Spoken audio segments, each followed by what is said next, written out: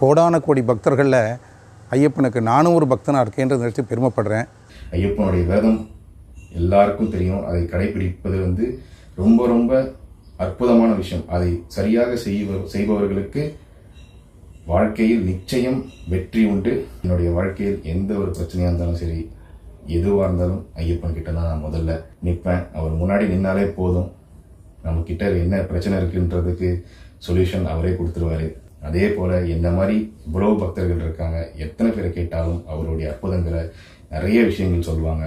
எந்த ஒரு பக்தன் அவருடைய மலர்பாதத்தினை முழுமையாக சரணடைகிறார்களோ அவருக்கு எல்லாம் வல்ல இறைவன் ஐயன் ஐயப்பனுடைய ஆசீர்வாதம் அனுகிரகமும் என்றைக்கும் இருக்கும், என்றைக்கும் கைவிட மாட்டார்.